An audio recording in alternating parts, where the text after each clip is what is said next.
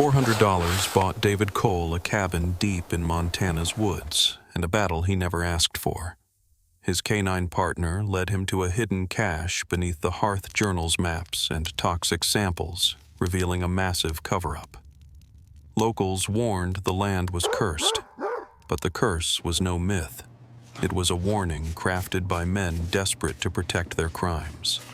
With snowstorms raging and enemies circling, David realized loyalty and courage would be his only weapons. Stay tuned to see how this story ends. Don't forget to like and subscribe for more gripping storytelling. The courthouse annex smelled like damp wool and coffee that had been left too long on a burner. Fluorescent lights hummed overhead, washing the room in a pale, indifferent glare that made faces look a little older and papers a little more official. David Cole stood near the back, cap in hand, shoulders squared out of habit more than pride, the steady weight of years in uniform hidden under a plain field jacket. At his right heel sat Ranger, a Belgian Malinois with soft ears and sharp eyes, breathing slow as if counting the room. The clerk's table was stacked with manila folders and stapled packets. A wall clock ticked with a stubborn, unmusical rhythm. In the front, a portly auctioneer adjusted his tie, tapped the microphone, and started in with the long cadence of numbers and parcels that rarely meant anything to the heart. David watched the window where a smear of late-season clouds drifted over the mountains as though the sky were relearning how to snow. He hadn't come for a truck or a tool lot. He'd come for the one line on the docket that no one else had circled a cabin up in the timber a few hours past the edge of easy company. Ranger's tail tapped once against the scuffed floor, one hollow sound that nobody noticed. The auction went through its opening acts. A boat trailer, a set of generators. Hands lifted, prices rose in polite, predictable increments. People murmured in the way people do when money is moving and none of it feels dangerous. Then the auctioneer licked his thumb, flipped a page, and his tenor fell a note. Next parcel 14C, County Holding. Mountain property, one structure as is no warranties expressed or implied. He cleared his throat. Locally referred to as the Miller Place. The air changed. It wasn't loud, if anything, it was quieter, but something folded in on itself in the room. A woman in a fleece vest lifted her child a little closer on her lap. A man in a seed cap looked down at his boots as if a scuff had appeared on the toe that needed attention now. It was the sound of interest retreating. The auctioneer recited the legal lines as though reading a weather report about a storm moving elsewhere. Opening bid at $400. David raised his hand. The motion was small, the kind you could miss if you preferred not to see responsibilities pass from stranger to stranger. 400, the auctioneer said, as if he had misread the page and was bracing for correction. He waited. His lips formed the shape of the next number by reflex, but it never left his mouth. No other hand lifted. No cough of competition stirred the air. Ranger glanced up at David's knee, then settled again, eyes on the aisle. The auctioneer tried the old theater 42450. The room provided nothing but the hum of lights and the whisper of a legal pad being turned somewhere in the second row. "All right, then," he said, leaning into defeat. 400 going once. David kept his hand still. Across the aisle, a rancher with wind-burned cheeks tipped his chin a fraction of an inch, a gesture that was neither greeting nor warning, and yet suggested both. Going twice. The gavel came down with a dry crack that made something inside David unclench. Sold. To the gentleman in the back. Polite claps had accompanied other lots. This one earned none. Papers were shuffled signatures guided by the flat edge of a clipboard. The clerk, a young man with a nervous smile, held out the deed like an apology. "You'll want to keep that envelope dry," he offered. "Weather's, you know." "I grew up with weather," David said, a small kindness to keep the clerk from drowning in his own caution. He slipped the deed into his jacket pocket. Ranger stood stretched and shook once the jingle of his collar like a tiny bell that in any other room might have signaled joy. On the way to the door, the slope of conversation changed. People leaned inward, voices lowering as if they'd chased a secret to the bank of a river and were afraid to cross. David had learned to read a crowd without staring at it. Relief has a shape. It loosens eyebrows and unknots shoulders. He could feel it as he passed, not envy at a bargain, not resentment for being outbid, but an easing that said, "Let him have it. Let him carry it. Let that story find a back other than mine." Outside, the sky was a pale dish and the wind slid down from the ridge with an edge to it. The courthouse steps were wet, and a newspaper box rattled in a stray gust, shivering the front page behind its scratched plastic window. David paused long enough to scan the headline about housing starts and a photo of a high school basketball team. Ordinary life, the kind that goes on. Ranger sat at his heel eyes following a pair of sparrows flitting from one leafless branch to another. "Okay," David said softly. Ranger's ears tipped toward his voice, then forward again to watch the street. They crossed the lot to David's truck, a scratched-up Ford that had more years than good paint. He opened the passenger door, and Ranger hopped in, turned, and waited. David slid behind the wheel and set the deed between them on the bench seat, the paper faintly warm from his pocket. He started the engine and let it idle while the heater considered doing its job. In the side mirror, 3 men gathered by a black SUV. They weren't staring would have been hospitality compared to the polite aversion they were practicing. One of them shifted his weight as if he meant to step forward, then chose to say something to his friend instead. David checked the fuel gauge the time the brittle angle of the sun. He wasn't superstitious about land. Dirt was what you stood on. But he believed in patterns, the way the air in a room can turn, the way people can slide a story over a place and leave it there so they never have to go back and look. He had seen towns live with the memory of a wreck by pretending the road was cursed rather than lobbying for a better guardrail. He had seen units bury a bad night under a joke that got told until it became safer than the truth. Ranger's nose twitched. He pressed it to the seam of the window and drew in the town as if it were a book he'd been handed. David smiled, a brief, unshowy smile that came from somewhere beneath the armor. "We'll go take a look," he said. Ranger's tail thumped once. Before he pulled out, David walked back inside for a receipt he'd forgotten or told himself he had. In the hallway, a bulletin board held flyers for summer baseball sign-ups, a spaghetti feed at the fire hall, and a church rummage sale. Nothing about the cabin. Nothing about warnings. An older woman in a red coat met his eye, and when he nodded, she lifted a hand the slightest bit. "You be careful up there," she said, quiet and sincere, as if she was asking something of him she couldn't ask of herself. "Yes, ma'am," he answered. It was the kind of promise you made to a stranger because it cost you nothing and meant more than either of you would admit. Back in the truck, he put the receipt with the deed and eased out onto the street. The town slid by a barber pole spinning a stack of firewood under a tarp, a kid on a bike in a too-big helmet. He drove without the radio, letting the engine and the soft rasp of Ranger's breathing fill the silence. The mountains were a darker blue now, the edges already softening into winter. He would need lamp oil. A new lock just to make the door feel like it belonged to him, and not some wandering breeze that had been telling itself stories for 15 years. He would need coffee because men like him believed in ritual more than luck. At the general store, the bell over the door chimed. A man behind the counter looked up, offered a smile that had practiced being neutral and ended up kind. "Afternoon," the man said.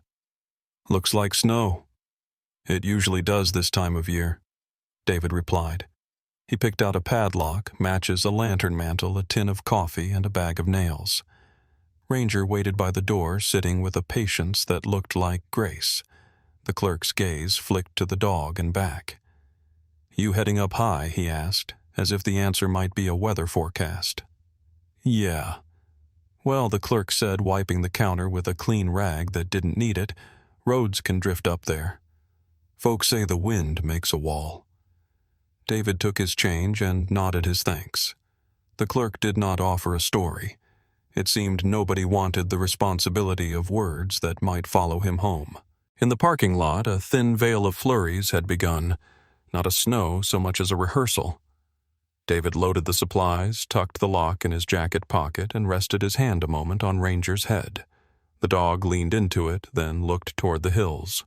"Let's go see what $400 buys," David said. He didn't say it with irony or pride. He said it like a man accepting an assignment written in plain ink. The truck rolled onto the highway, and then onto a smaller road that held on to the edge of a creek, both of them running in the same direction for as long as made sense. Ranger settled chin on his paws, eyes forward.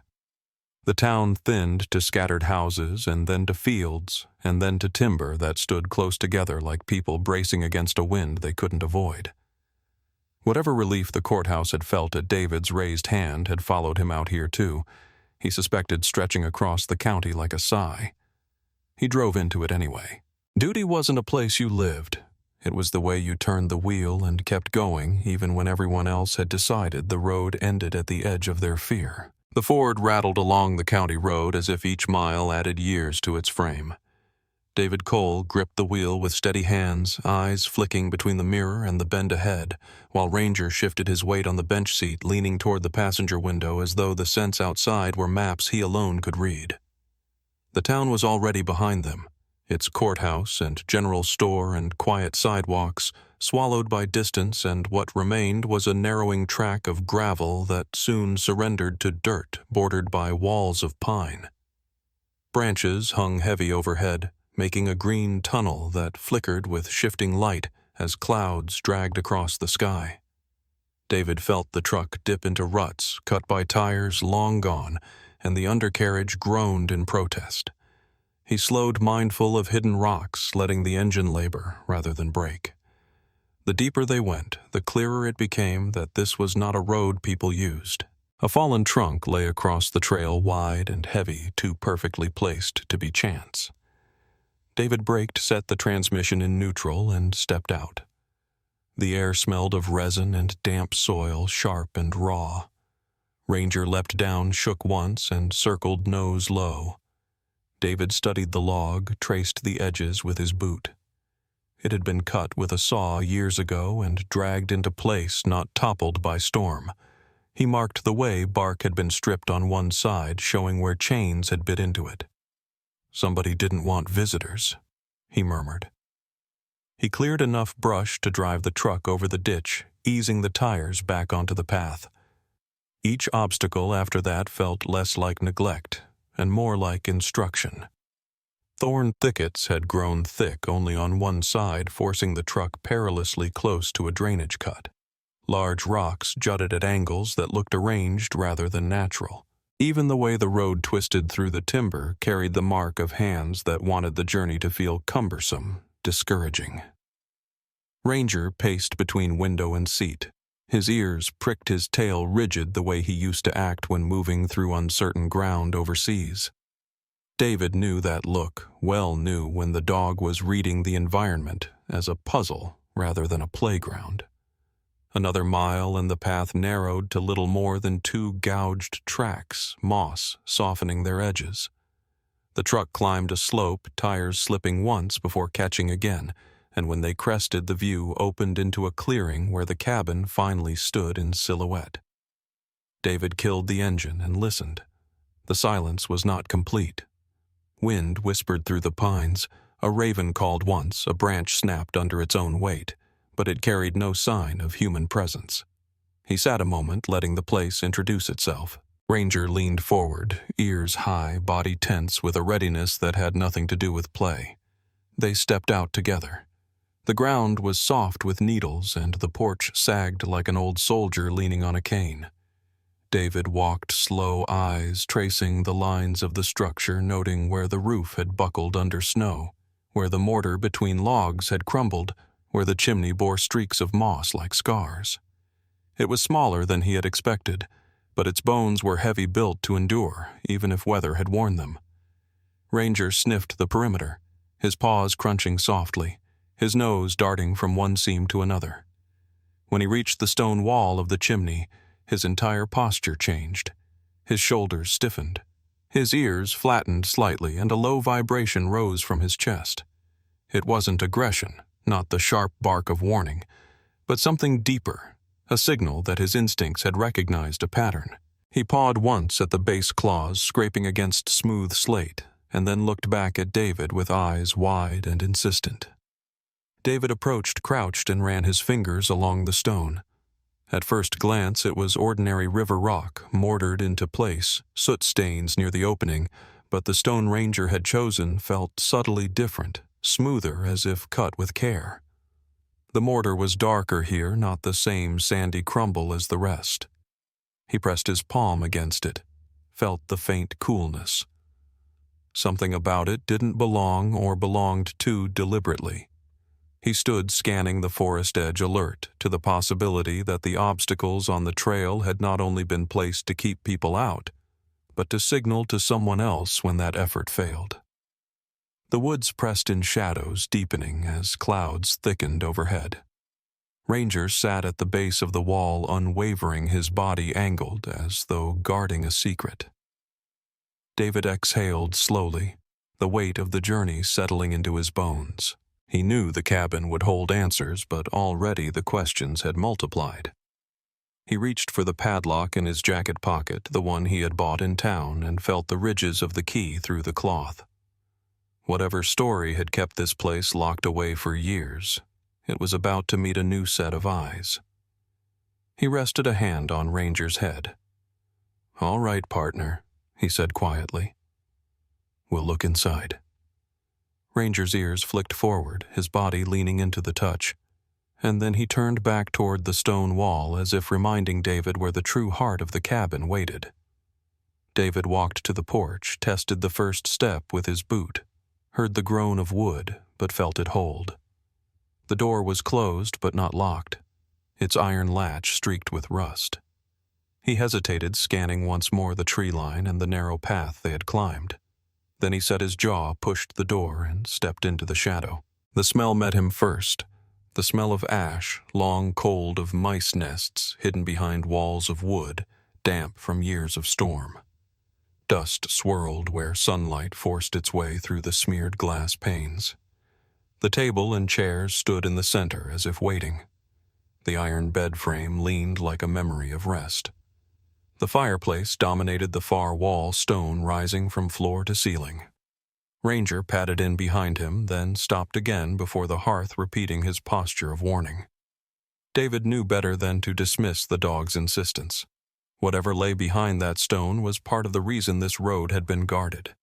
He felt the draft through the open door stir the dust and carry with it a faint sound, the kind of distant crack a branch makes when weight is placed upon it.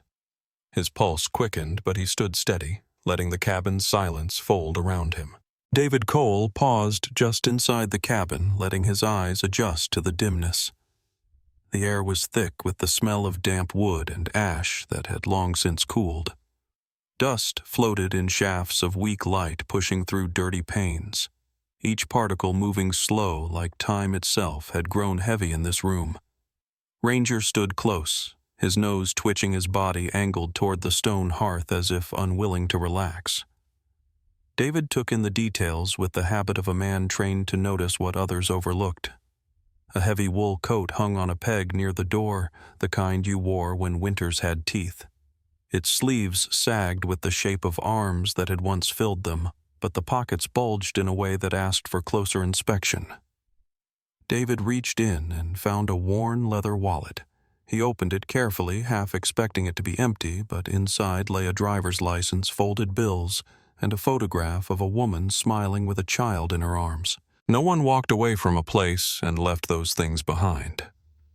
He returned the wallet to its pocket, the gesture deliberate, as though disturbing it too much might disturb the silence itself. On the table nearby, a book rested face down, pages slightly curled as if interrupted mid-sentence.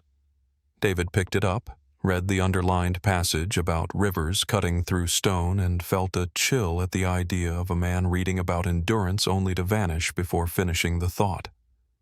He set it back exactly as he had found it. Every corner of the room told the same story, a life paused, not concluded. Ranger padded toward the bed frame, sniffing at its rusted coils, then circled back to the table nose close to the floor. His claws clicked softly on the planks, his head dropping lower, his attention narrowing. David watched him with the focus of someone who had learned long ago to trust the dog's instincts. Ranger froze, then scratched lightly at one board, his body rigid. David knelt, running his hand over the spot. The wood bore faint grooves, parallel marks that didn't match the flow of age or wear. They looked more like the scrapes left when something had been pried open. He fetched his utility knife from his belt and worked it gently along the seam, feeling the blade slip into a groove too precise to be natural. With careful pressure, the board lifted, revealing a hollow compartment beneath. The cavity was lined with stone no bigger than a storage box and empty except for dust and a few strands of cobweb clinging to the edges. The void told its own story. Someone had hidden something here once, something important enough to build secrecy around. But whatever it was, it had been taken. The absence was louder than presence. Ranger sniffed inside, then looked up at David. Ears, flat eyes alert, as if to confirm that his discovery mattered. David lowered the board back into place, settling it without sealing it, unwilling to erase the evidence of what had been disturbed. He stood scanning the room again with fresh eyes. The coat, the wallet, the unfinished book, and now the empty hiding place all painted the same picture. The man who lived here had not left by choice. Something had interrupted his days, something forceful enough that he never returned for essentials, yet deliberate enough that someone else had come back later to clear away what he had hidden. David stepped to the window, wiped a small circle clean with his sleeve, and looked out toward the tree line.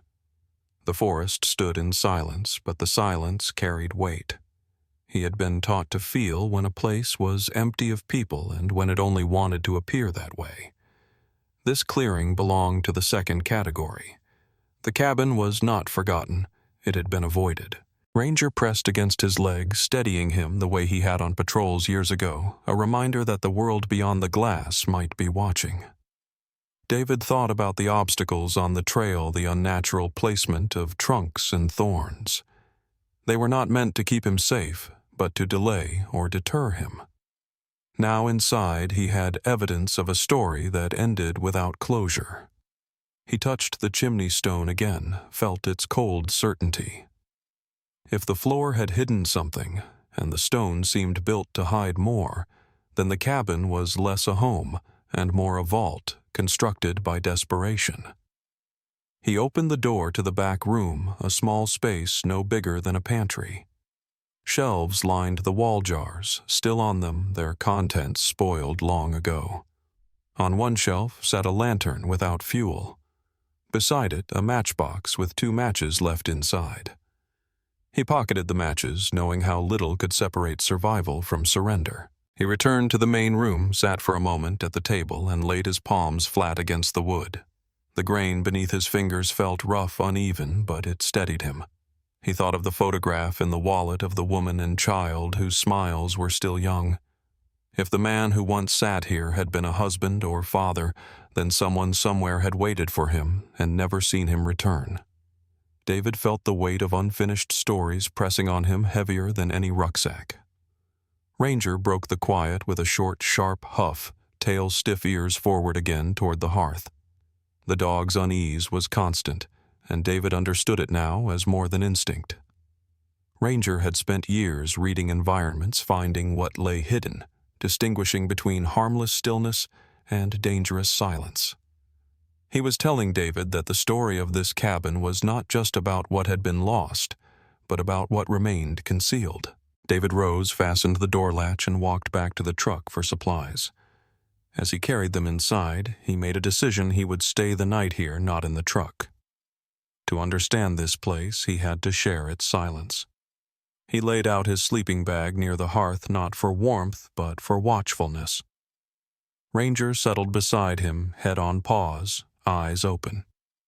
The fireless fireplace loomed above them, the smooth stone at its base marking a boundary between what was seen and what was meant to stay unseen.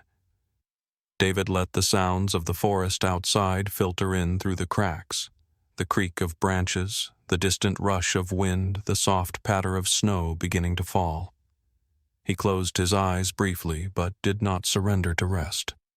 He knew that tomorrow would bring questions louder than today's silence, and that the cabin had not yet given up its full story. The light outside was turning the color of pewter, the kind of late afternoon that promised night would arrive sooner than the clock suggested. David Cole had stacked a small pile of supplies near the hearth, intent on making the cabin at least serviceable for one night. Ranger lay on the floorboards, watchful rather than relaxed, his ears twitching at every sound from the woods. David had just finished checking the door latch when he caught the reflection of red and blue in the grimy window. He moved to the doorway and saw a county-issued patrol car pulling into the clearing, its tires crunching on gravel that hadn't been disturbed in years. Dust followed the vehicle like a reluctant shadow. The door opened and a man stepped out his frame, broad his stride unhurried. The badge on his chest glinted as he adjusted his coat against the cold. Sheriff Dalton carried himself with the weight of a man used to being both the question and the answer in this valley. He looked up at the cabin with a smile that didn't reach his eyes, then knocked on the door. 3 measured raps that sounded more like ownership than courtesy. David opened the door halfway, leaning lightly on the frame. "Evening, Sheriff," he said evenly. Ranger stood at his side, silent but stiff, his presence filling the doorway with a quiet warning. Dalton tipped his hat. "Evening, Mr. Cole. Heard you picked up this place at auction. Thought I'd drive by, make sure you weren't having trouble finding it. Roads up here can get a little unfriendly." His voice carried the warmth of small-town hospitality, but his gaze was steady, darting past David into the dim interior as if cataloging what lay within. "I found it all right," David replied, keeping his own tone level. "Not the smoothest trail, but nothing I couldn't handle." Dalton chuckled softly, though the sound was more calculation than amusement. "Well, that's good to hear. Not many folks come up this way anymore. Place has a reputation." He let the word linger, watching for a reaction. David didn't offer one. "Mind if I step inside for a moment?" Dalton asked, already shifting his weight forward as though the decision had been made for him. David opened the door wider. Dalton entered, stomping his boots to rid them of mud, his eyes sweeping over the table, the coat on the peg, the faint dust in the air.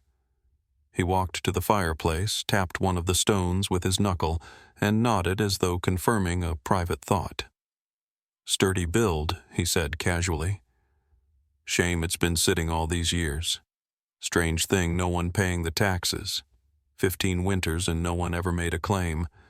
Makes a man wonder why." David crossed his arms. "Sometimes folks move on," he said. Dalton's smile thinned.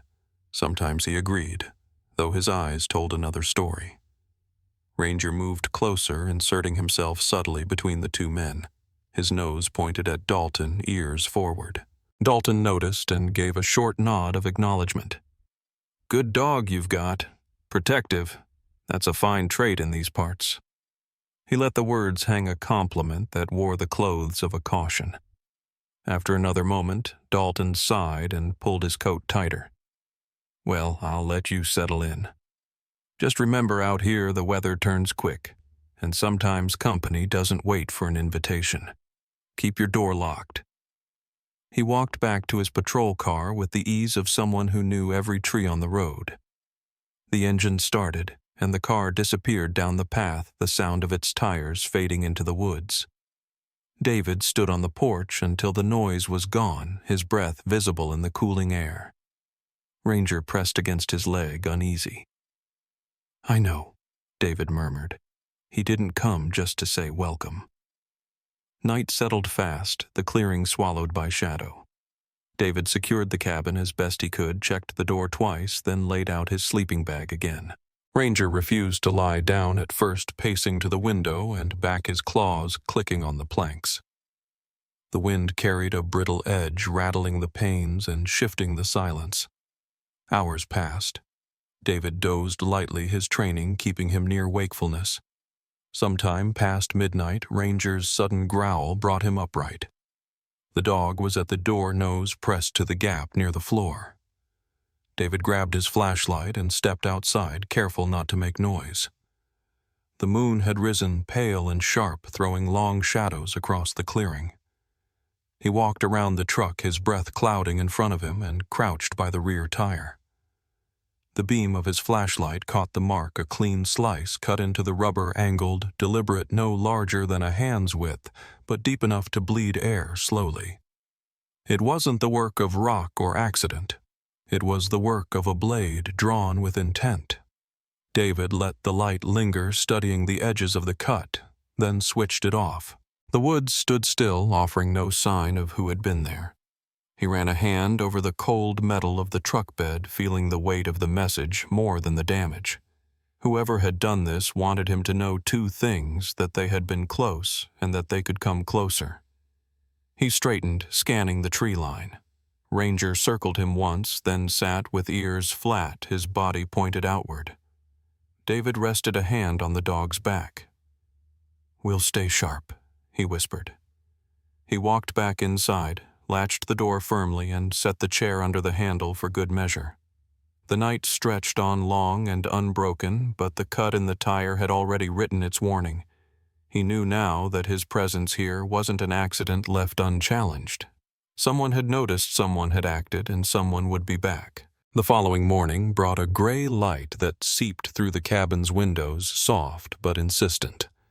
David Cole rose from his sleeping bag, his back stiff from the hard floor, his mind sharp with the memory of the slashed tire.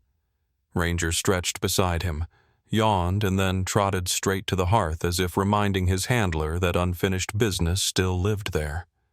David fed the fire with a handful of kindling he had gathered the day before, coaxing flames into life, and as the warmth began to creep back into the room, he studied the fireplace more carefully. The stones seemed ordinary at first, a mosaic of river rock mortared together, but his eyes traced the smooth slate near the base that Ranger had fixated on since they arrived. Smoke curled upward through the flue, but the stone remained cool under his hand. He cleared ash from the hearth, his fingers brushing against an edge that did not sit flush. A seam appeared where none should exist. He crouched lower, probing the line with his knife, and the blade slid between mortar and stone too easily. Ranger paced behind him, a low whine slipping from his throat, urging persistence. David fetched the small crowbar from his pack and wedged it into the gap. At first the stone resisted, as if the years had cemented it into the wall, but pressure and leverage slowly worked against its false strength. With a grinding groan, the slab shifted forward. Dust billowed, carrying the smell of stale earth. Behind it, a hollow compartment revealed itself, not large but deliberate, lined with wood that had been cut and shaped to fit. Inside, stacked neatly, were 3 dark green metal boxes, each about the size of an ammunition can, their latches secured with wax seals that had long since hardened. David lifted one, carefully feeling its weight solid and unforgiving. He set it on the table, broke the seal with the edge of his knife, and eased the latch open. The lid gave way, and what lay inside was not weapons or currency, but glass vials capped with stoppers, each vial filled with liquid or soil. Every container carried a handwritten label, a date, and a set of coordinates. The handwriting was neat, almost meticulous, the script of someone who expected his work to matter. David picked up a vial of murky water and held it to the light. Sediment drifted within heavy particles that clouded its clarity. He set it down and reached for a folder tucked in the corner of the box. Inside were sheaves of paper laboratory reports, stamped with the letterhead of an independent testing service in Bozeman. He scanned the numbers, the chemical markers, the neat charts, and his stomach tightened. The water samples were contaminated with high levels of arsenic, lead, and solvents used in industrial processes. The soil reports mirrored the findings. These were not natural variations. They were systemic, repeated across multiple sites. Ranger sat close to him, watching intently as though sensing the shift in David's focus. David turned to the other boxes, opening them one by one. The second held more vials, each with different coordinates spreading across the valley like red flags. The third contained a rolled map of the county, unfolded with care, marked with dozens of circles in red ink. The circles traced streams, springs, and marshes, the veins of the land. Lines connected them in a pattern that suggested deliberate targeting rather than chance. The evidence pointed to something greater than neglect. This was orchestrated a campaign of poisoning the watershed at its source. David leaned back, the map spread before him, the vials lined like silent witnesses. He thought of the wallet in the coat pocket, the photograph of the smiling woman and child, the unfinished book on the table. The man who had lived here had been documenting a crime, one that reached beyond this cabin and touched every family in the valley. And now, 15 years later, David had stumbled into the same battle, inheriting not just a cabin, but a mission.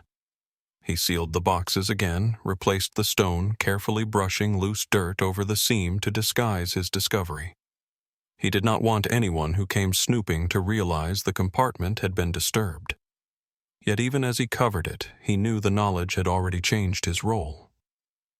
Ranger nudged his hand, amber eyes meeting his, steady and insistent. "Yeah," David whispered. "We found what he wanted hidden." He carried the map back to the table, traced the red circles with his finger, and realized the scope of the threat. Entire communities depended on the water flowing from those springs. Contamination at the source meant contamination for farms, families, and children who had no idea they were drinking danger. He considered the sheriff's sudden visit, the cut tire in the night. These were not coincidences. They were signals that someone knew the cabin's secrets were at risk of being unearthed. Outside, the wind shifted, whistling low through the pines, as if reminding him that time was not on his side. He folded the map, placed it in his pack, and stroked Ranger's head. "We'll keep this safe," he said. Ranger thumped his tail once the sound flat against the dusty floorboards. David checked the truck, ensuring the spare was ready for the cut tire, and stacked more wood by the door.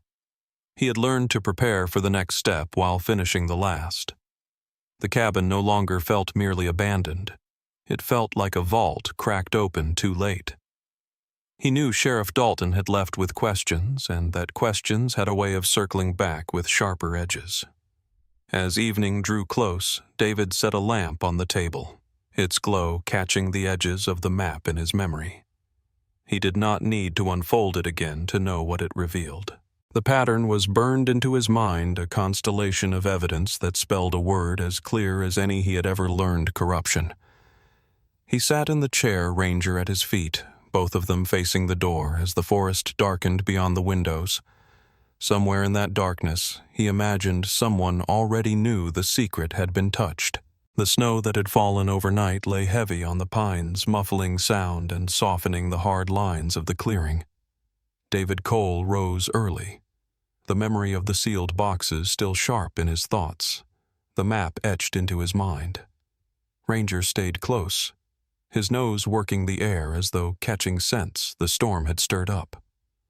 David brewed coffee on the stove, the bitter aroma curling into the cold room when the steady purr of an engine broke the silence. He set the mug down and stepped to the window. The vehicle pulling up the trail was not the weathered patrol car of the sheriff, nor the rusted pickups of local farmers. This was sleek and black, a polished SUV that shone even under a coat of frost, its tires cutting deep into the snow with practiced ease. The contrast against the rough cabin was stark, like a shadow too sharp to belong in this wilderness. The door opened and a man stepped out with the unhurried calm of someone who expected the ground to accommodate him.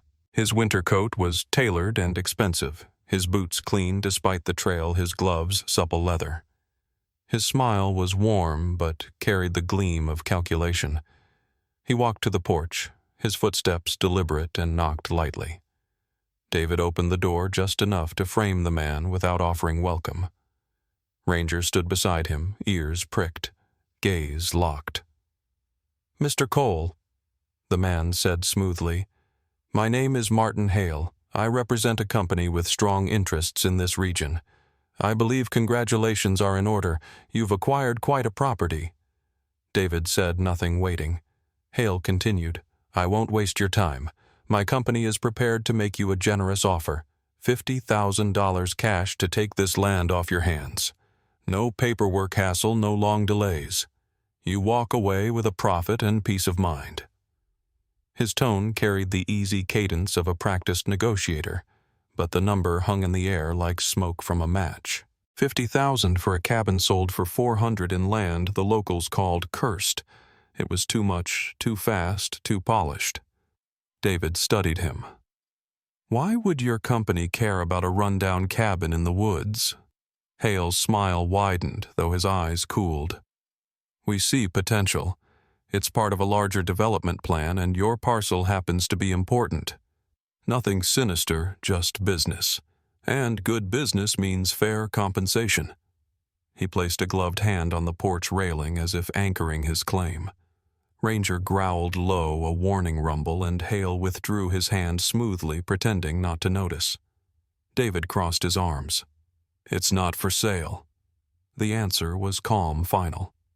Hale exhaled through his nose, the smile stiffening. "I respect your decision," he said, though the words carried the weight of unfinished business. "But do think about it. Winter is hard here, and isolation wears on a man. Everyone has a price, Mr. Cole. When you decide yours, you'll know how to reach me." He offered a card embossed pristine. David did not take it. Hale tucked it back into his coat with a shrug and walked to his SUV. He drove away slowly, the vehicle's tires cutting two dark trails across the snow, fading into the trees. David stood on the porch until the sound of the engine dissolved into the silence of the forest. Ranger pressed against his leg, still bristling. David stepped down into the snow, following the tire tracks to the point where they curved back to the main trail. He crouched there, scanning the ground, and found something that did not match boot prints leading away from the SUV angling toward the trees. The stride was different, the impression deep, made by someone carrying weight. They were fresh, not yet softened by falling snow. He followed them a short distance until they vanished into the underbrush, the forest closing around them like a curtain. He stood listening, the silence heavy, broken only by the faint creak of snow settling on branches. Whoever had left those prints had not returned to the vehicle. They had gone into the woods, perhaps to circle the cabin, perhaps to watch. Hale had not come alone. David returned to the clearing, his eyes scanning the tree line. He knew trained observation when he saw it. The man in the woods had been planted as a shadow. A second set of eyes, a hand unseen but ready. This was not a simple business proposition. This was a test, a probe, a warning in polite words wrapped around a demand. Back inside, David checked the stone hearth, reassured himself the boxes were secure behind their cover, then sat at the table with his hands folded. The SUV's polished shine and the silent presence in the woods told him more than Hale's words had. Desperation had driven the offer. No company paid 100 times the value of land without reason, and desperation meant danger. Ranger lay at his feet, gaze fixed on the window muscles taut. The day moved toward evening, the shadows in the forest growing longer, stretching like fingers toward the cabin. David poured the cold coffee down the sink, his thoughts narrowing into lines of preparation. The first move had been made dressed as kindness. The next, he knew, would not carry a smile. The morning after Hale's visit broke clear and bitter, the kind of cold that seemed to sharpen every sound. David Cole strapped on his boots and stepped outside with Ranger at his side. The forest stood quiet under a pale sky, branches bending under fresh weight of snow. David moved along the edge of the clearing, his eyes scanning the perimeter, his instincts urging him to read the land the way he had once read terrain in foreign valleys. Ranger trotted a few paces ahead, nose low, tail stiff, until suddenly he froze. His head snapped upward toward a towering pine on the northern edge of the clearing, his muscles bristling as a growl built deep in his chest. David followed his line of sight.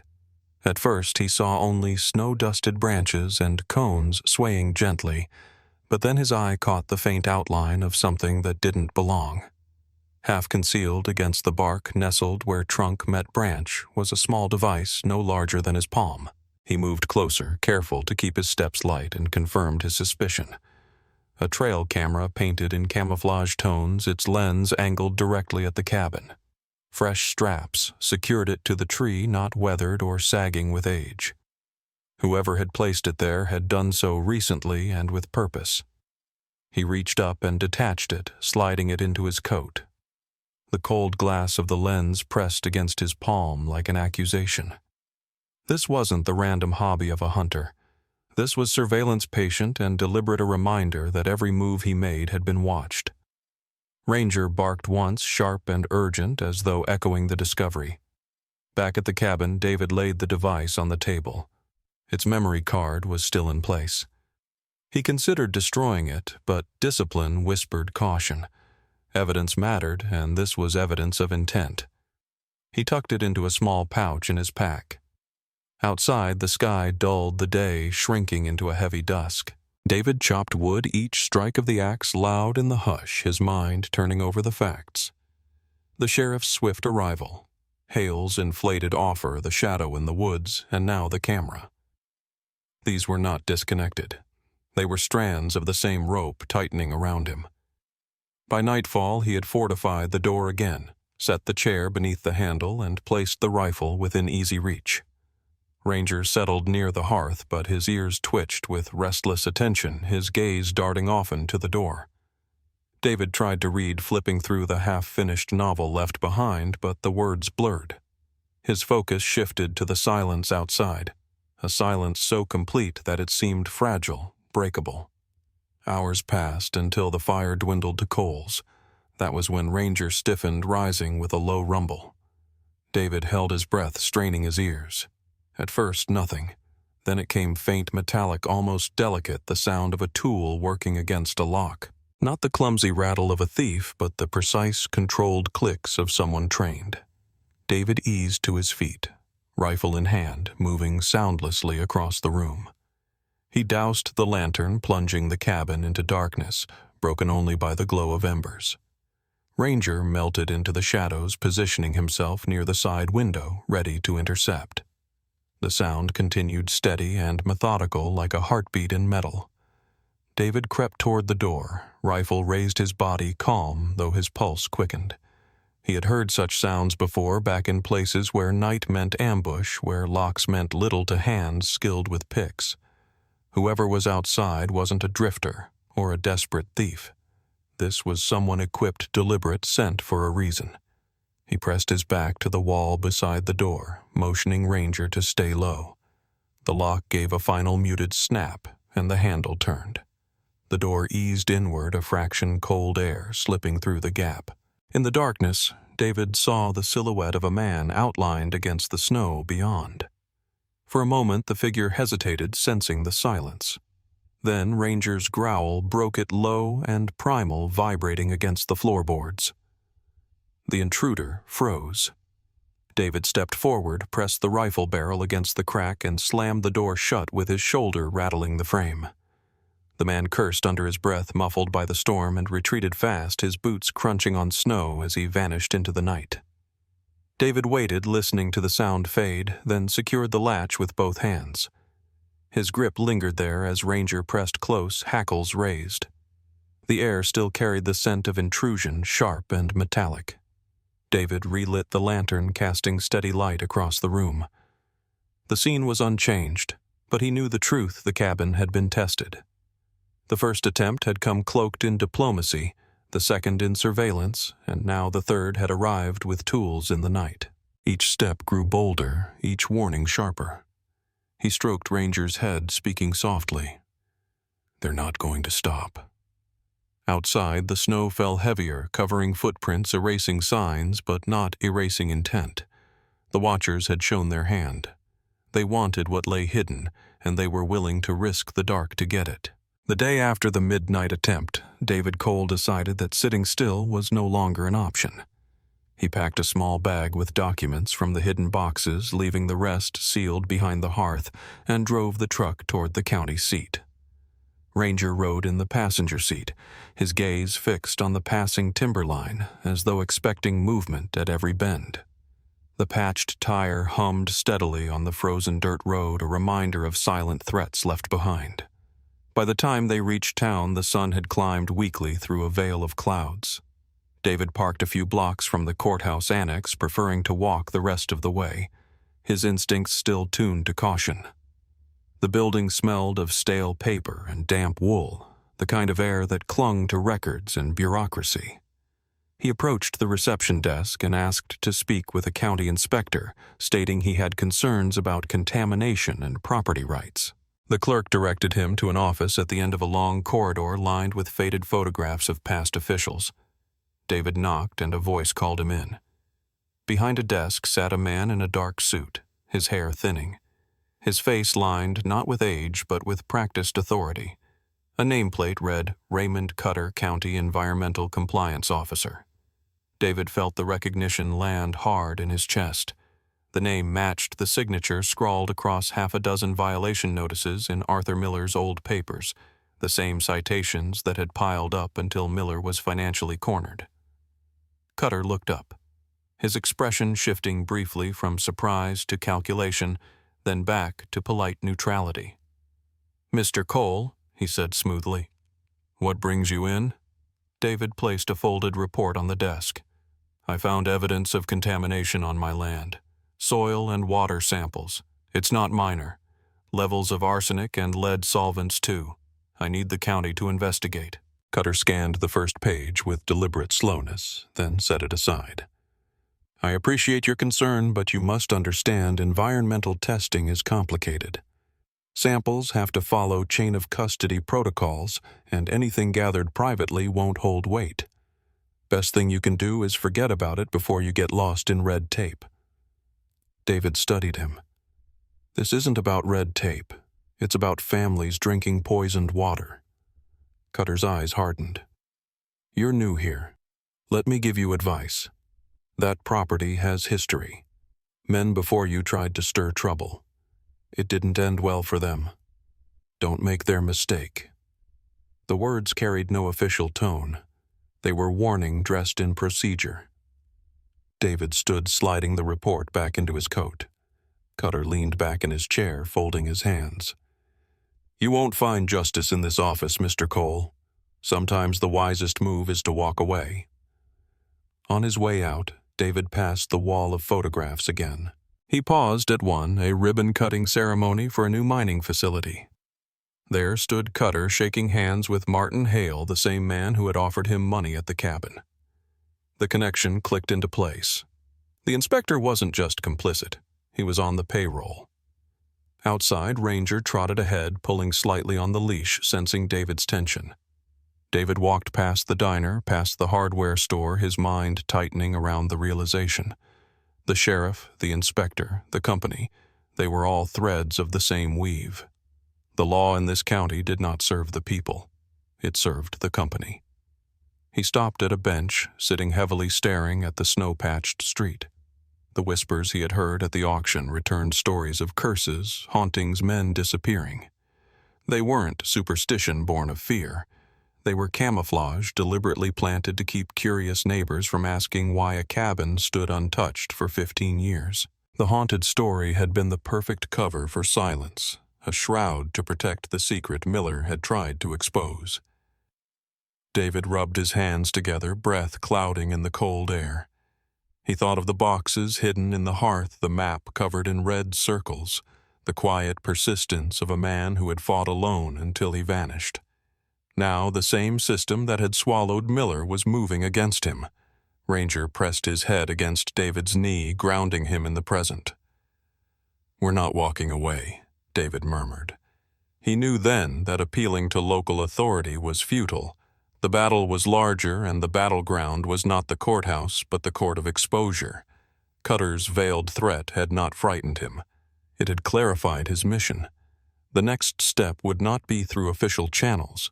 It would be through the kind of trust forged outside this county with men who still valued truth over influence. David stood his breath steadying and began the walk back to his truck, the weight of decision settling over him like the cold itself. The storm arrived like a wall slamming into the mountains with a force that made the cabin tremble in its foundations. Snow hurled sideways against the windows, driven by winds that howled like a living thing clawing at the walls. David Cole sat near the hearth with Ranger at his side, the fire barely keeping pace against the creeping cold. He had grown used to the rhythm of the wilderness, but this storm was different, a deliberate kind of fury that seemed almost designed to isolate him from the world. Ranger's ears twitched constantly, his gaze snapping toward the door, then the windows, then back to David, restless in a way that told more than the wind could. David had been reading through Miller's notes again, tracing the threads of evidence, when Ranger suddenly stiffened, nose lifting into the air. A low growl rose in his throat.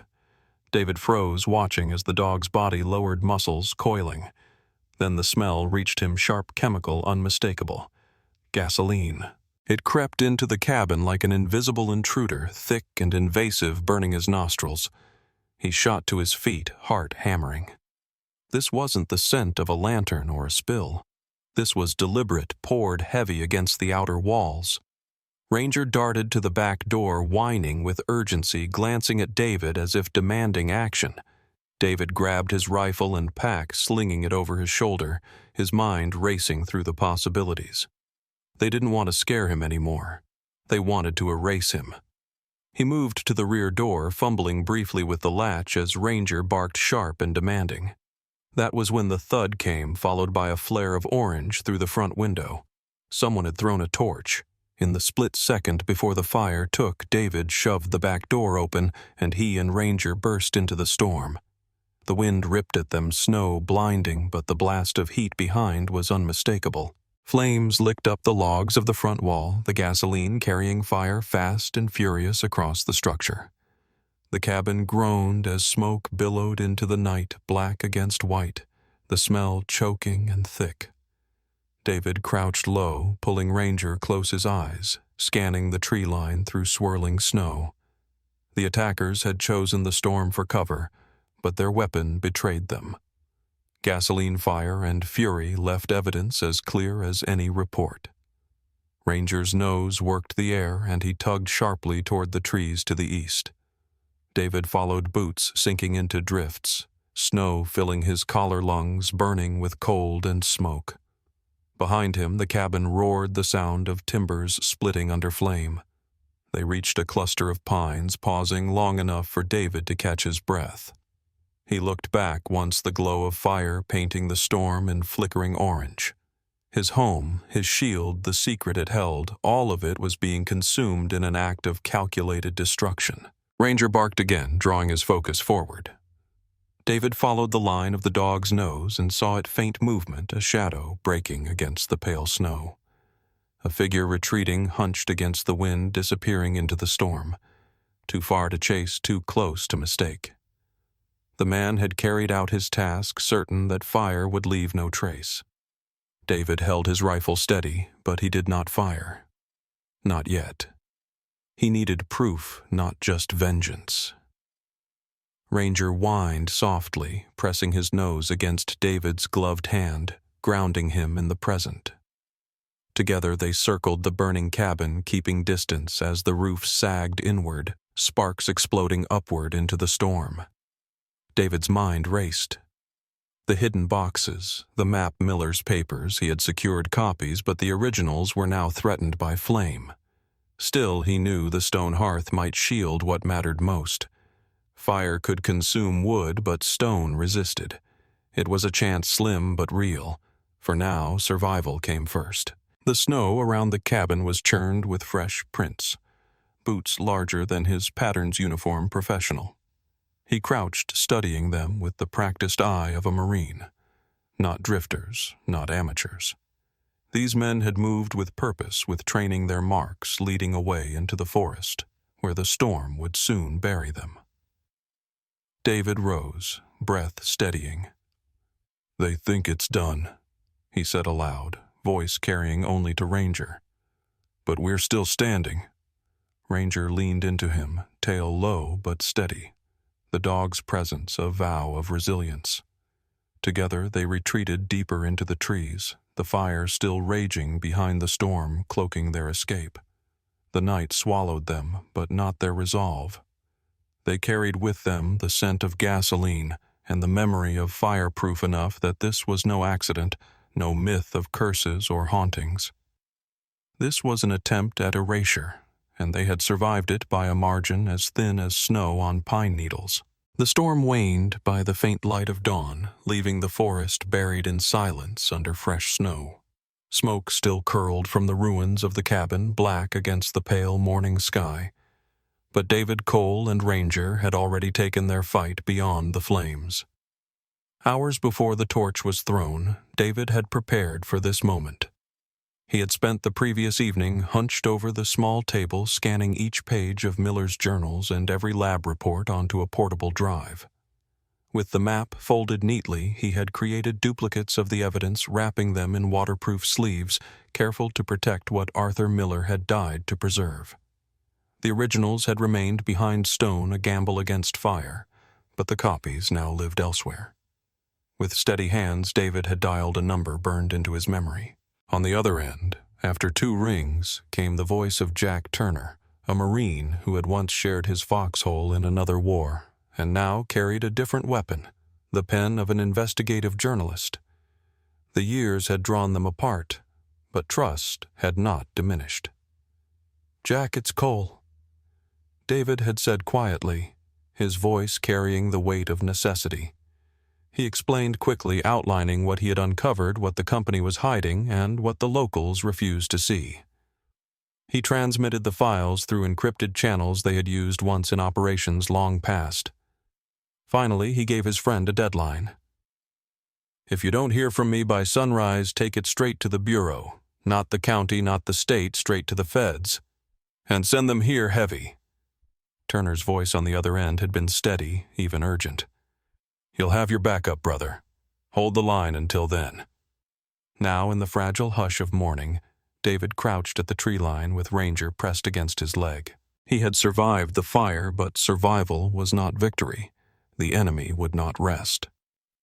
Ranger's ears pricked his body taut, and David followed his gaze. Dark figures emerged from the tree line opposite the ruins. 3 men moving with precision rifles slung their coats blending into the shadows. They were not hunters, nor wanderers. They were the final stroke meant to finish what fire had begun. David tightened his grip on his weapon, scanning angles, calculating odds. Ranger growled a deep sound that spoke of recognition of threat too close. David exhaled, steadying himself. He had been here before, in places where dawn meant survival was counted in seconds, where waiting meant death. He thought of the files already out, the map already sent, the promise secured by a deadline. Even if he fell here, the truth would not. That knowledge gave him clarity. The men advanced, boots crunching their formation, spreading like a net. One raised a hand, signaling, and David knew they meant to encircle. He raised his rifle, ready to fire, not in desperation, but in defiance. Then the air changed. A sound rolled across the valley, low at first, then building the steady, rhythmic chop of rotor blades cutting through the morning sky. The men froze their heads, snapping upward.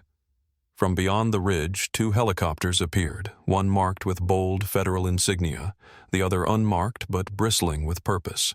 The sound was Thunder Authority carried on air. A voice boomed from loudspeakers amplified above the forest. "Federal agents, drop your weapons and remain where you are." The 3 men faltered, confusion giving way to fear. Their rifles lowered slowly, their movements uncertain under the sweep of floodlights that cut through snow and smoke alike. David rose from his cover, Ranger at his side, the first rays of dawn breaking over them. Relief surged through him, not for his own sake, but for the promise kept. His brother in arms had not failed him. Turner had carried the weight of trust and delivered justice in the form of blades on the wind. Agents descended fast ropes from the hovering aircraft, their gear efficient, their shouts crisp.